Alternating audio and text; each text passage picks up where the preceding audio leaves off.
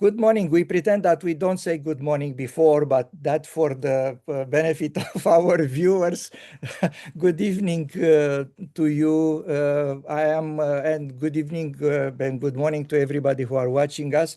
We are here with Kingsley and Ruth FLINT. The reason they agreed to talk with me was because we are try to sharing some experience from long time ago, more than 36 years ago, from Bulgaria, where both of them helped to establish Sahaja Yoga in Bulgaria. So that was the period of time when we Romanian know them, and Ruth was de facto leader of Bulgaria. But before we start with that subject, I will ask Ruth, what was the trigger for her to come to Sahaja Yoga initially? So we will go a little bit before 1990. So I don't know how long, it's up to you. So Ruth, please. Thank you very much for inviting me. I grew up as a Catholic in Switzerland, and I left the Catholic Church at 17 when my father died after quite a few years, which were difficult. So, and after the death of my father, it was difficult as well. So probably the difficulties of my youth were linked to my seeking. And it was a time of seeking anyway. I speak of the 70s. So I tried all kinds of things, which I don't need to list here, but among whom the White Brotherhood, which I think is a Bulgarian thing actually, and other things. And when I when I worked in the Swiss embassy in Rome, I heard that there was a trainee who would come, and his name was Grégoire. And I heard, or I read in his resume, that he had lived in Nepal. So at that time, being in Italy, I loved history of art. I could see all these beautiful works of art made to the glory of God, but I had left the Catholic Church. And also, I had read books about yoga, and I had read about self-realization. And so when I saw the resume of Grégoire, when he arrived to work in the embassy, the first thing I asked him is, did you find a way of putting together Oriental and Western, or Oriental religions and Christianism? And he said, yes, the basis of a pyramid, they are very far from each other. And the more you go to the essence, you reach one point, or you get closer and then one point. And I liked this image very much. And so we took the habit of going out for the coffee pause every day. And I would ask him, yesterday you told me this and that, so what about this and that, and so on.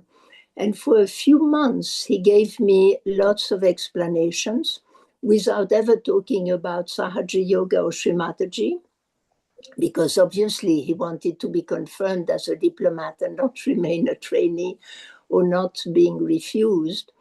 And then the day of the marriage of Charles and Diana in England, which was in summer 1981, he told me, come to my office, and he made a little drawing of the Charlie chakra. And he showed me the path of the Kundalini, and he told me, and you see there, you get realization. And because I had recently broken my leg, had lots of free time and read a lot about yoga, I knew about self-realization, and I told him, this is what I want. And that was it. And later on, he told me, when I told him that he felt the Kundalini moving. And so we took an appointment for a few days later for me to go to his house with his wife, Catherine, to get realization. And for that last weekend, I went to Geneva to my old friends, and I tried cocaine because I had never tried cocaine, and I drank well and smoked well because I knew all this would be finished. I knew it in advance. And they gave me realization. I did not really feel much, but it was not important. So this was a very steep start in Sahaja Yoga. And when I really started Sahaja Yoga, I knew already a lot. And I cannot remember when I recognized Sri Mataji, but it came quite fast, because I remember once at their house, I spontaneously bowed in front of Sri Mataji's photo without them showing me or anything. And then we had this lovely episode in Sicily, in the middle of the Sicilian mountains, where I met a yogini, actually two yoginis. One of them was Gilmet, and the other one was Adriana. And we, at that time, in the whole of Italy, there were only 5 yogis. This was Grégoire and Catherine in Rome, and Gilmet, Adriana, and me in the middle of the Sicilian mountains. And we recognized each other. We did not have medals and all that. We recognized each other because we were introduced to each other. And they said, you speak French? And she asked me where I was living. I said, in Rome. She said, where are you working? I said, Embassy of Switzerland. And then she said, but then you know Grégoire. And then I said, but then you're doing Sahaja Yoga. And so we fell in each other's arms. And 2 days later, we gave realization to the friends who were at this party where we met. And of course, I learned by doing, and we had lemons and candles, and that was it. So it was a wonderful start. And then a few months later, I met Sri Mataji when she came to Rome. Beautiful story. Just for the sake of precision, that was happening in August 1981. Exactly. Okay, so where is the cake? Because you have to celebrate 45 years now. Exactly. I just celebrated 45 years. So you already eat the cake. Okay. Yes.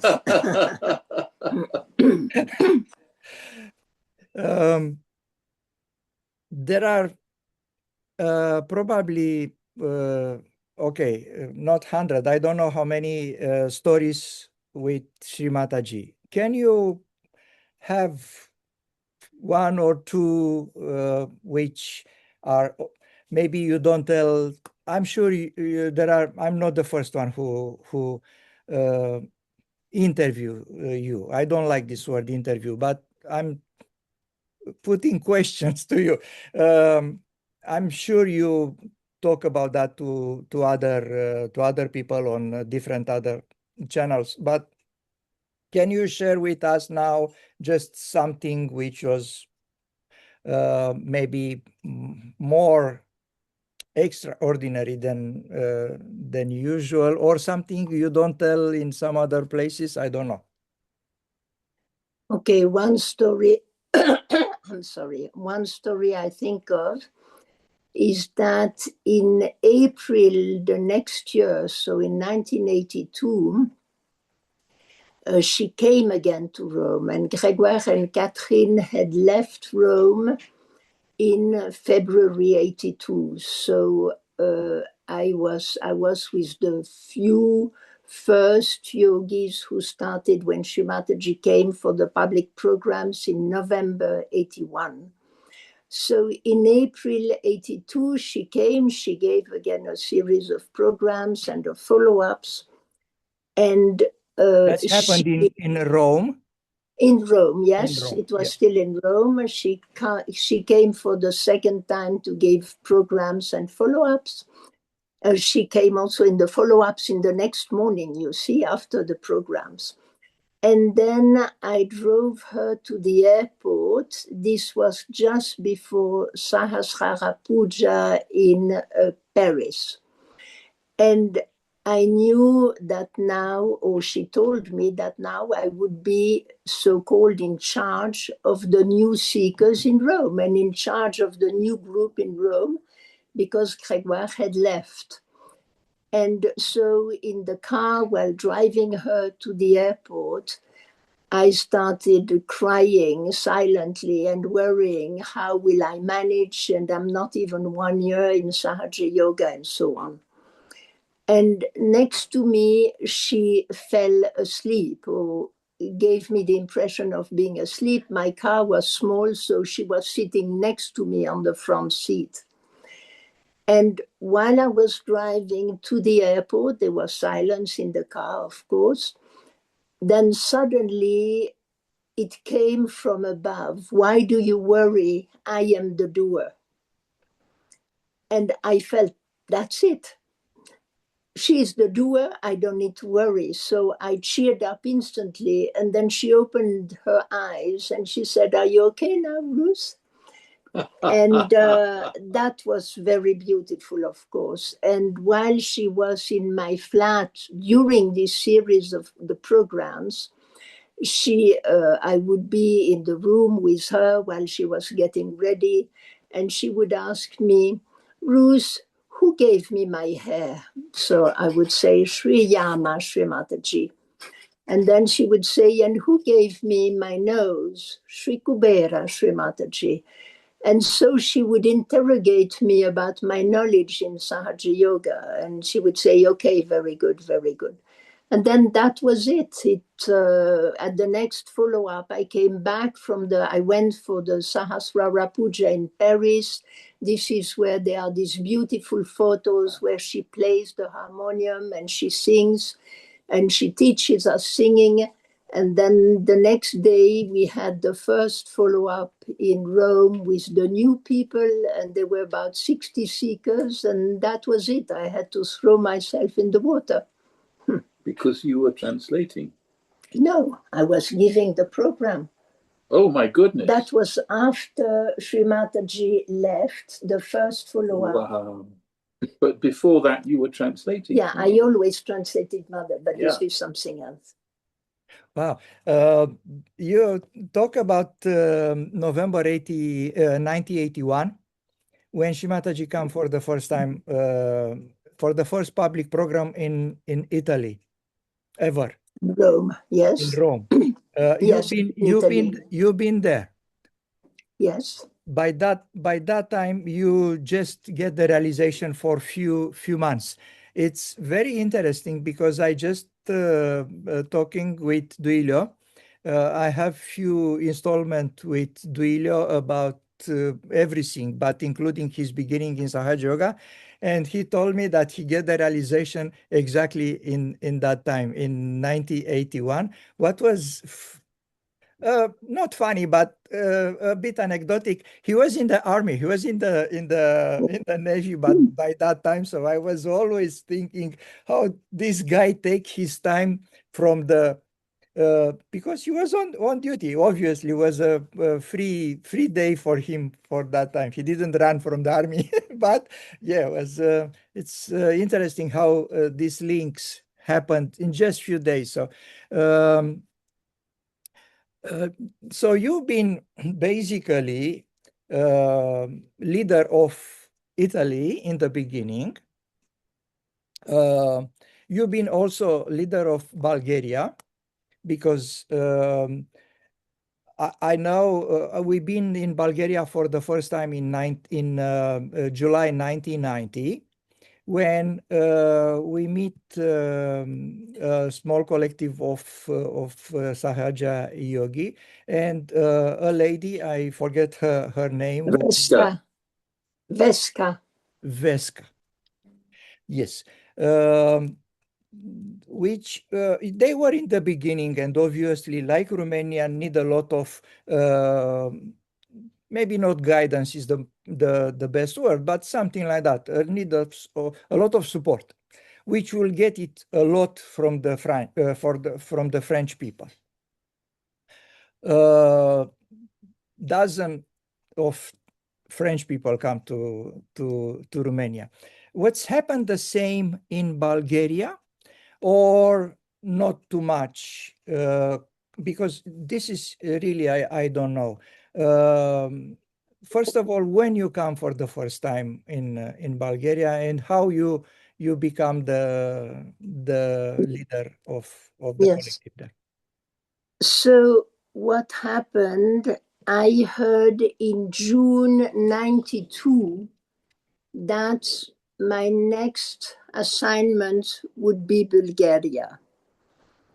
And there was the Kundalini Puja on the 21st of June. And I was at the time in the castle. Sri Mataji had asked me to be in Kabela in the castle for 2 weeks or 3 weeks. But actually, just after the puja, Sri Mataji asked me to go to Bulgaria to help prepare for her first public program there. So she told me not to remain in the castle, but to go immediately to Bulgaria. So I went to Bulgaria. I stayed with Veska.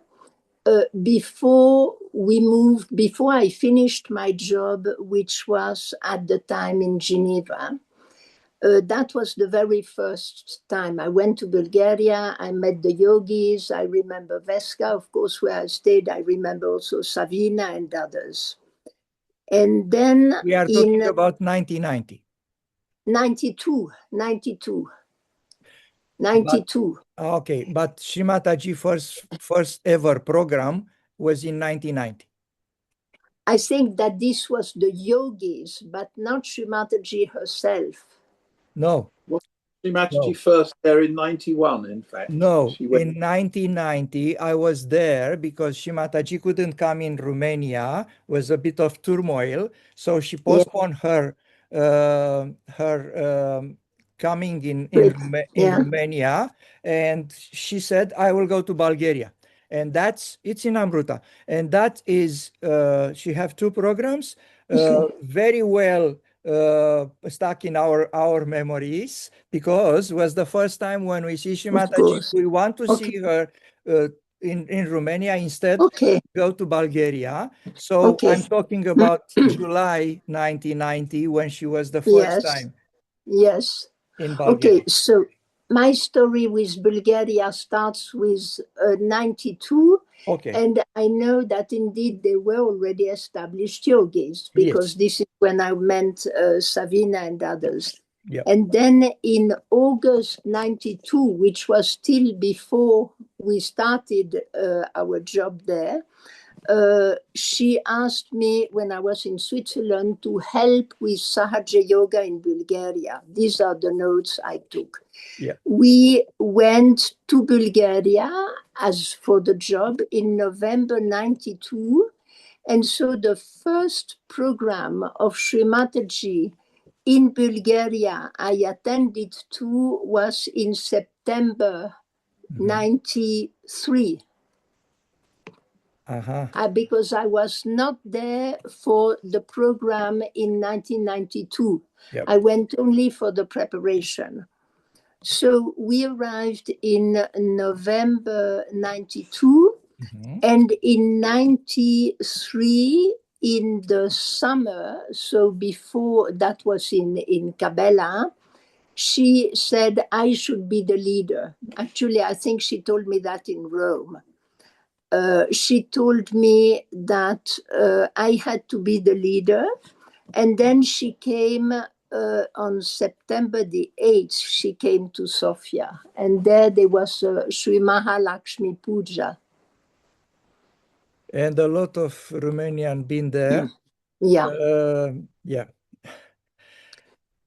So, yes. No, and then I see her public program was on September the 9th, and there I'm sure there were lots of Romanians. And then in December, there was Diwali Puja in Moscow, and there are lots of Bulgarians, lots of Romanians went. That was for 93. And then it went on every year she came. Yeah, I'm happy to speak with Swiss people because they are very precise. Usually, usually, usually you don't find uh, so much exactity in the recalling of memories from Sahaja Yogi. They don't know. Well, we've been there. Well, maybe it was 92, maybe it was 93. I will tell you, Daniel, maybe 1 or 2 years ago, I took back all my agendas of every Diaries. year. Not full diaries, just day by day, Yeah. Yes. where, for example, I wrote Srimataji arrives with this flight number and so on the day. And I kept all these agendas, so diaries.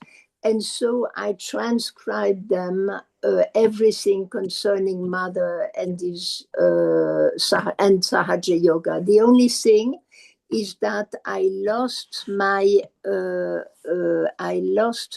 agenda of 1993. But otherwise, I have every year. And this is why I have the precise dates, also the seminars where the Romanians came and so on. We should have a bandan for finding your 93 because it's a No, it was lost in Turkey. yeah. Yeah, that's a very good enterprise because all these dates, everything is good to be remember.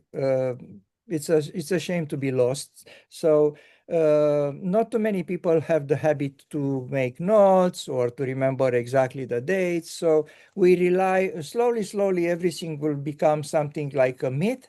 And that's why sometimes it's very important to have precise date. I'm very big fan of precise dates because are important. I mean, we don't have to be the slave of the dates, but are important. How long you stay in Bulgaria and how is in Bulgaria? So this is actually finally come to my main question to you because that was the Yeah. the topic. So, as I said, we arrived in Bulgaria in November 92, and we left Bulgaria in June 97. Okay, so what do you remember about those times? So there are 4 years, probably full 4 years of establishing Sahaja Yoga in Bulgaria. How was the atmosphere? How was Sahaja Yoga in Bulgaria from your perspective? I know a little bit because I just visit, but sometimes the Bulgarian come to us, we go to them. Like I said, the Galina, it's my sister. So we were in Bulgaria 4 years and a half, which is exceptionally long. And Kingsley will speak as well. What I can just say is that it was marvelous because we arrived already with a Sahaja Yoga group created, and many of them from the beginning remained in Sahaja Yoga, even if now they are married all over the world. And it was a wonderful collective, loving, supportive, and we had a great time. And for the rest, I will let Kingsley say. I just would like to say Srimataji came every summer, 93, 94, 95, 96. So we were there 4 times when she came. And also we had so many contacts with you, the Romanian yogis. You came often for seminars. You came, of course, for Srimataji's programs. And all these contacts with you was wonderful. Yeah, we arrived. Before you left, because I know that it's a little bit late, I have the last question for you, Ruth. You've been very close to Shimataji for a long time. You've been leader in 2 countries. Obviously, the times are completely different. I'm talking about 80s, I'm talking about 90s. Now we are in a completely different paradigm. But even if you don't take out the differences in time, being close to Shimataji, being so-called in charge, because as a leader, you have to be the contact between Shimataji, and that's the main purpose of the leader. Not all the leaders or all the people who are very close to Shimataji or in a, let's say, organizing position manage to deal well with that position. So my question to you, dear Ruth, is how you manage to do that? Can you tell us a few things about your relation with Shimataji, how you manage to keep your feet down? And you know what I mean. So I know very well what you mean. And my answer, after some years of experience, i.e. later, is that Sri Mataji protected me by changing me countries regularly. And this means that if I had remained in Rome, if I had remained in Bulgaria or other countries later on, I would probably have taken a taste of power and become too addicted and taking myself too seriously and feeling too much I was in charge. And I think that this is the biggest danger for a leader. By going away after 4 years and starting anew, I had to remain humble and keep the connection with her. This is the first lesson I learned, and I think there is nothing more dangerous for many people, not for everybody, but when they remain too long the leader because they get addicted to power. And we have seen that a lot in Sahaja Yoga. The second thing I learned is that when Sri Mataji wants us to be leaders somewhere, so not when then we stick to power, which is so dangerous. When she wants us leaders somewhere, she gives us a special awareness and she guides us specially. And when one is no more leader, because in between I had times where I was no more leader, there is no more this, it disappears. And this is also a big lesson of humility. It's not me, it's not my qualities. It is just because I have to be this instrument, this hollow flute. And once she does not need me for a special task, this special awareness and acuteness is finished. And this is a great lesson of humility, and I am grateful to Mother, so grateful, because she protected me and she kept me humble. But also when I reread today my notes about this time of Bulgaria, and it was the same before and after, all the time she was praising me, but I also had my tests, my failed tests and my lessons, and then my little messages, Ruth, be careful with this and that. So all the time she kept me vigilant and on my toes. And again, the most dangerous thing for somebody who thinks he's in charge or in power, and I know people who are like that, is that they are not kept on their toes and they don't get the signals.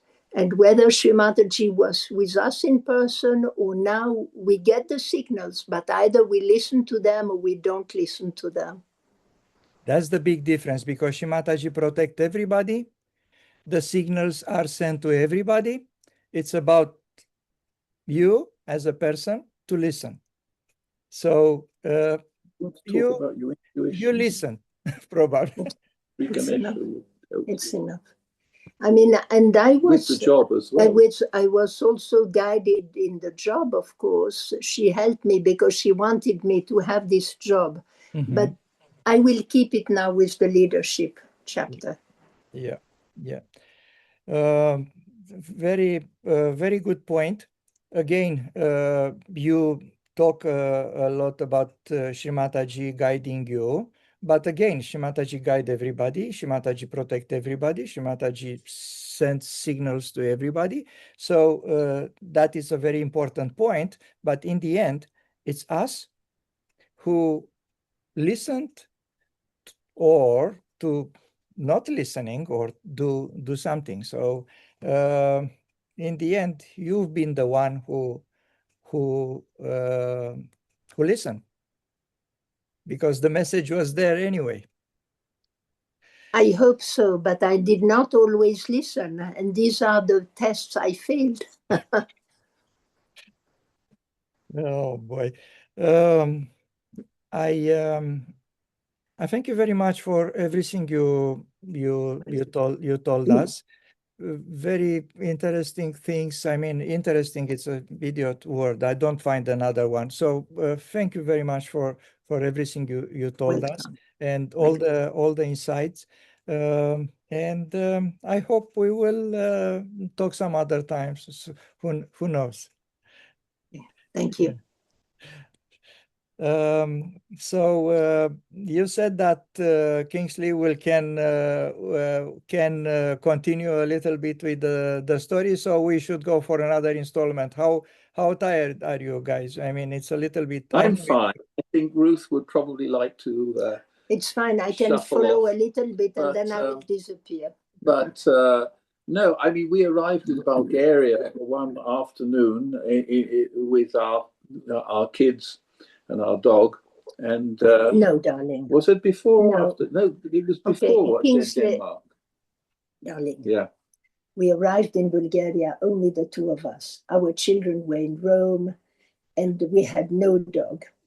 My Please goodness. try to be precise. Well, yeah. Anyway, the point is we arrived there and we realized that after a long journey, we knew nothing about the place. I mean, it was a bit like arriving on Mars or something, because nobody there speaks English. And I know. And this was not long after the fall of the Berlin Wall, of course. And we ended up actually learning Bulgarian to whatever extent while we were there, which was an amazing adventure, because Srimataji had said to me earlier I should learn Russian, and I failed at that, but I had a stab at it, and it turned out to be Bulgarian. The Bulgarians struck us as being very, very deep spiritual people, and very much in contact with spiritual history, you can say, with folklore, herbs, and all this kind of thing. Really lovely people. And one interesting thing was that communism, and however far it had gone, had really turned them into very collective people, very kind and considerate and loving. And this was a lesson for us, I think. And I mean, I had a wonderful time. Ruth was the one who was working hard at the embassy, and then being the leader of the group. And I was to some extent, I was following her around with different projects and things for the job, but it left me free to mix to some extent more with the group, and that was a beautiful experience. And there were many lovely things that happened. We would have havans down by the Iska River, and it was a very littered place. And at the same time, you'd walk along the river and frogs would be plopping into the water. It was still very wild, very, very beautiful country. And we would have havans, and I would make 2 fires, and one was for the havan. And then one afterwards, we would have a barbecue. And of course, these people were very, very poor. Communism had completely stripped the country bare. There was nothing in the shops when we went there. You couldn't buy anything. And the grandparents would come in from the country in their larders and moskviches and what have you, laden with lovely fruit and vegetables and bread they made. And you could buy bread in a supermarket. Yesterday's bread I would queue for. And the yogis said the sausage they were selling they wouldn't feed to their cat. This was the only 2 things you could queue and buy for. So we, of course, we were able to buy beautiful, beautiful halal meat and Coca-Cola and ketchup. And the yogis would bring along beautiful fruit and vegetables. And the interesting thing was that most of the people, I would say, were very left-sided after communism. And a lot of the lady yogis, the yoginis, had strange ailments that nobody knew about. And I remember when we first had a train ride, I think, from Sofia to Plovdiv, the second capital. And you would see factories half derelict with steaming piles of rubbish and swarf outside. And you thought, my God, this place is really polluted. I mean, the communists didn't really give a damn for the condition of their people. The sort of situations, it's a cliche, but we understand something of this from the West. So these people would they wouldn't normally eat much meat. They all thought they were vegetarian or whatever. So we would have this havan, a wonderful havan, beautiful vibrations, and then we would have a barbecue. And these quiet, laid-back, left-sided Bulgarians would go absolutely mad, and we'd have this very joyous occasion because they were eating, as much meat as they would like, and it was a beautiful thing. Somehow we could bring the West and the East together, and that was enormous fun. Around the meat. Yes. And the Coca-Cola. And the Coca-Cola, the ketchup. And I will tell you a story. Sorry, I promise I will come back to you, but I will tell you a story because Romania was also poor. Yes. Not as much as Bulgaria. I don't. It's not a point of doing now who's poorer than other. But the point is, as it's happened in 1990 in July when we've been for the first time in Bulgaria, we catch up quite soon with the good things. We don't get richer, obviously, in half a year since the communists fell, but we are wellish. And I remember when we go in Bulgaria with Coca-Cola bottles, and we have the stupidity to go with the bottles with us in town, and we drink. I remember not Sahaja Yogi, but the people on the street want to buy from us the empty bottles. My gosh. Not the Coca-Cola, because Coca-Cola, Yeah. sorry, we already put we drink it. So that's the level of thanks God in Romania we have, and we don't sell or we don't want to buy empty bottles of Coke. That's why we consider ourselves a little bit richer. But during the communists, we used to buy from one each other plastic bags from supermarket from the West. The nice, if you go with a plastic bag from any Western country in Romania, we are the leader of the neighborhood. You are somebody. You are somebody if you have a nice plastic bag, empty. So that was the result of the regime. But that's another topic. Sorry, Kingsley, please continue. Well, a good side, you could say the very good side, a very positive side of the old USSR was that everybody was well educated. Everybody would read books. You could go to the opera for peanuts. You could go to a Chinese restaurant. You could do anything that you would cost a fortune in the West from a cultural point of view, and have a thoroughly wonderful time. I mean, they were very, very cultivated people. I will dare to stop you again here, because I live there and I know exactly what I'm talking about. So the perception of the Western people as us being very well educated and very well cultivated is not 100% true.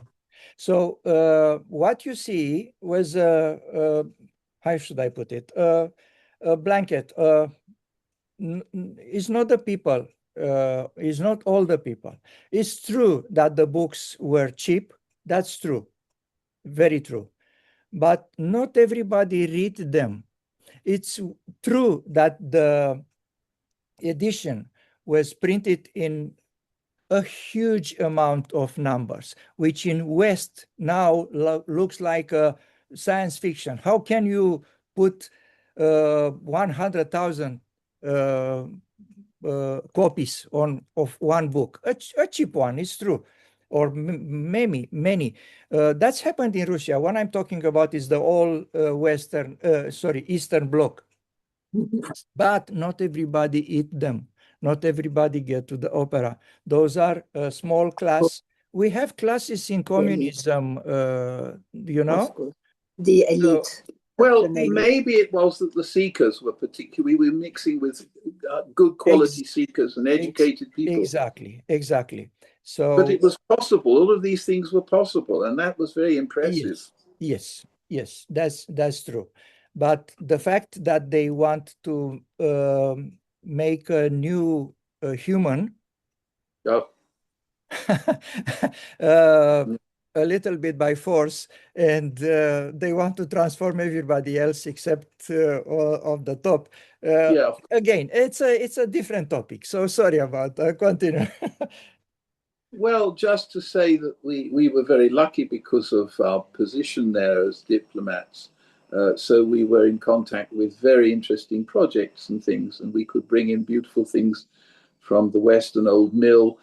We had an archaeological professor who took us around, and we saw marvelous things. And the archaeology there is fantastic. The depth of culture, the old churches, the monasteries, I mean, we loved it. And this was a very, very beautiful part of it.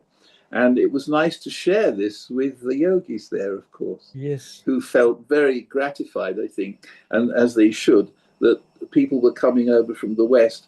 And you know, I really wanted to point out with what I said before, that in the West we thought that capitalism was a superior fashion of living and what have you. And yes, the communists wanted to make a new man. Well, the West perhaps wanted to make one or two rich people. And that's what we see today. And I would say that you cannot say that modern capitalism, in the light of what we experienced, is really a better system in terms of making a new man. And in terms of making a new man, of course, it's Sahaja Yoga. It's the realization, Absolutely. The evolution. Yes. And I think that in many, many ways, because of the lifestyle they had, and we've seen this in Russia with mixed success, but nonetheless, communism made people much more receptive in many ways to seeking. That's a conclusion I would suggest. Require a deep discussion. I agree with you, but I will put a bemol here. Require another discussion if you want it. We can we can record it or not. But because I live everything I know, there are few shifts in the views. Living inside. You can see better, but it's not a guarantee of seeing the big picture. So the combination of views of the system is worth it exploring. Daniel, it's fascinating for us that you're Romanian, because we have a very close brother in our collective who was who grew up under Ceausescu, and he's a remarkable fellow. And so it's interesting. Who's that? We had Valentin, and you may know him, and he's a lovely chap. And yeah, that was a tough upbringing. My goodness, we know that. Yes. We have the tendency to fall in that trap of ideologies, politics, and honestly, my heart is aching when I saw so much so much passion on this subject. I believe they have to be discussed lightly and Yeah, yeah. with coolness. So we again fell in that trap of ideologies, and the worst ideology is the one who try to classify everything in.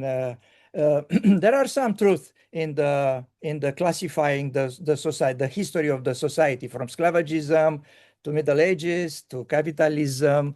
So because Western people live in the capitalism, as Marx said,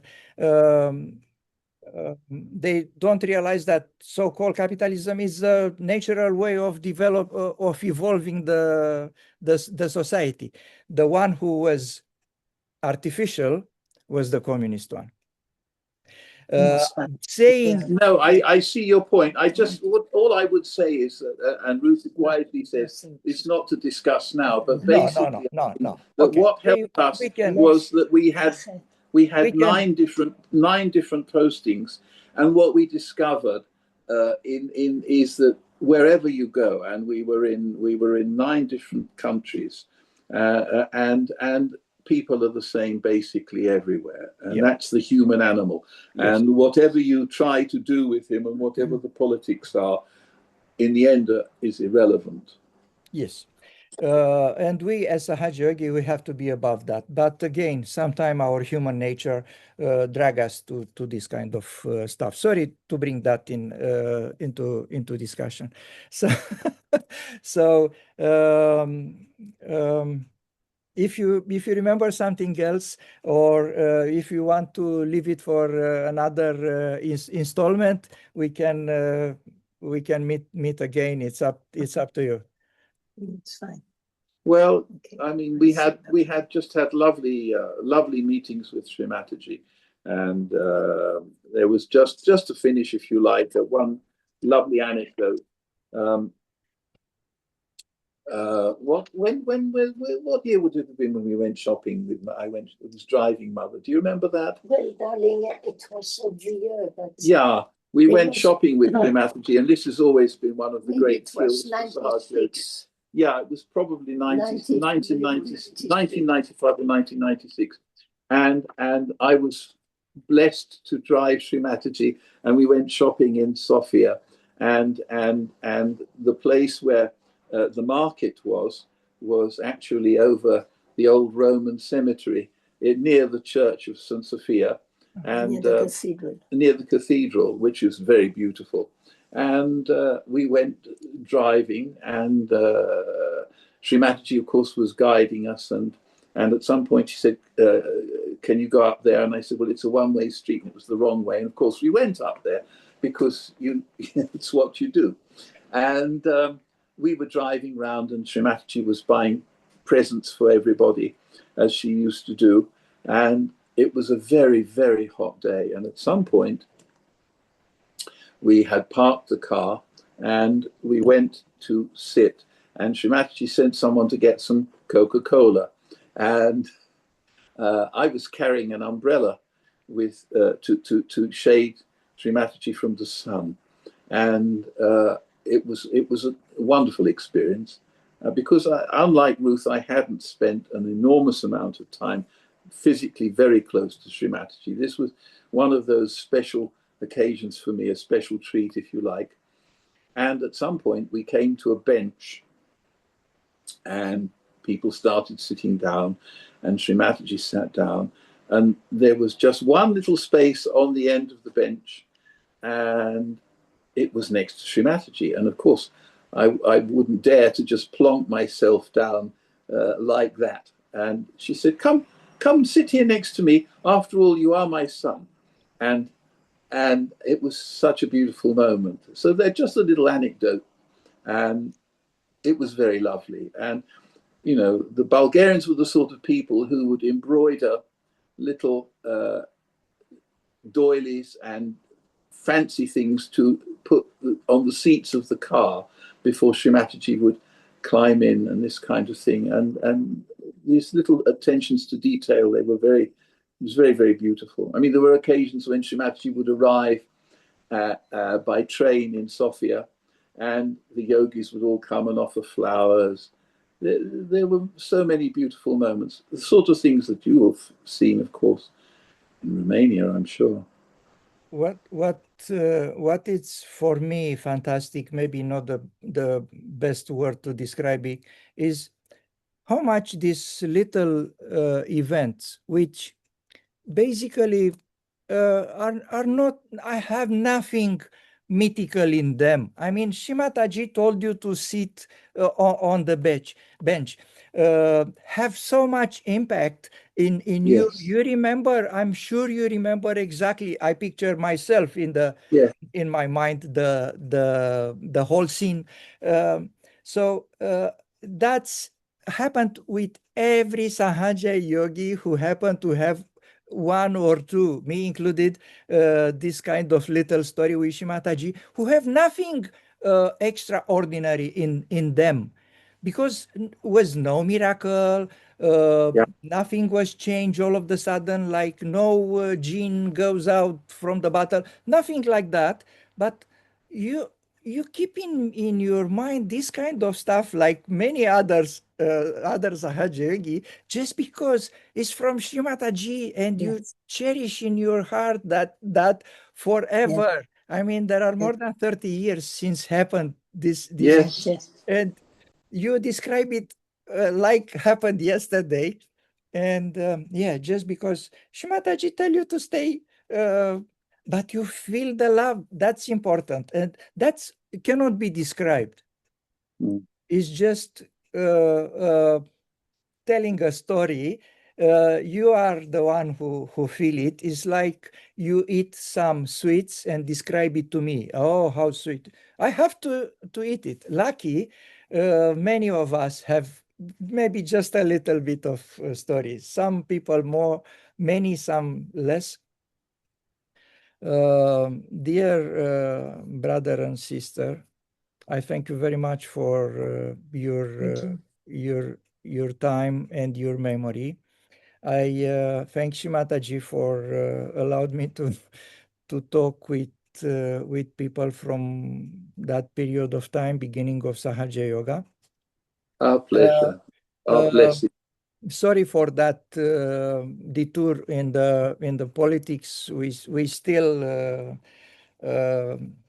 human, so maybe we You had a hard, sl- young life. We know. slowly, Yeah. slowly we get rid of this kind of stuff, hopefully. But I don't know. Thank you very much, Jai Shimataji. Jai Jai Shri Thank you, everybody who are watching us, and please give us comments and whatever you believe is worth it. Thank you again, Jai Shimataji. Jai Shri Mataji.